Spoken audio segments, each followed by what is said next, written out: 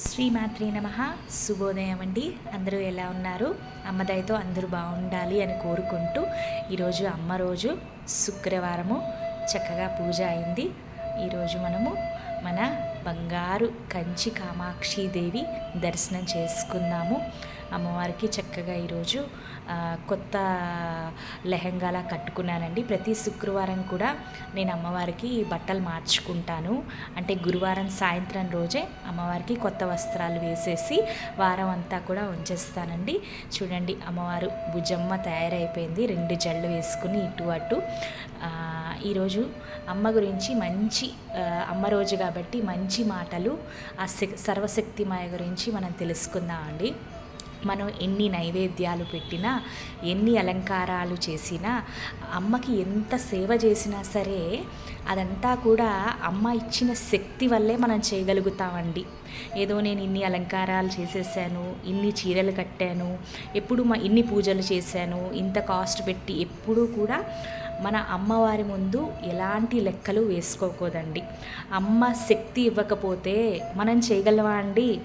ఇవన్నీ కూడా అమ్మ ఇచ్చిందే తిరిగి మళ్ళీ మన అమ్మకి ఇస్తున్నాం. అమ్మకి మనం చేసేది ఏముందండి? చిన్న జీవులం.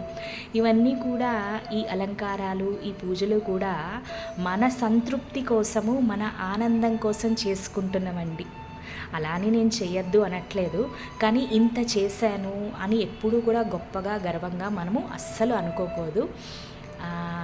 అలాగే నిత్యము దీపారాధన చేసుకోండి. మీకు ఎలాంటి నైవేద్యాలు కుదరకపోయినా చక్కగా అమ్మవారికి పానకం నివేదించుకోవచ్చండి మనస్ఫూర్తిగా.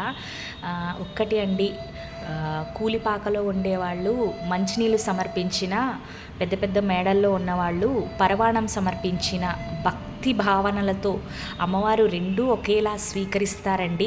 అంటే చిన్నవాళ్ళు పెద్దవాళ్ళు అన్న భేదభావాలు, చిన్న ఆలయాలు పెద్ద ఆలయాలు అలా ఏమీ ఉండవండి. అమ్మకి అందరూ కూడా సరిసమానమే.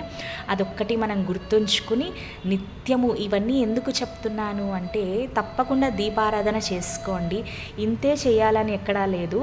తోచిన దాంట్లో మనం సంతృప్తిగా, కుదిరితే అమ్మ దయ ఉంటే చక్కగా పెద్దగా చేసుకోవాలి. అది కూడా అమ్మ దయేనండి, మన దయ ఏమీ లేదు. అందుకనే తప్పకుండా నిత్యము అందరూ దీపారాధన చేసుకుని ఆ లలితా పరమేశ్వరికి మనము ప్రార్థనలు, పూజలు నిర్వహించుకుందామండి.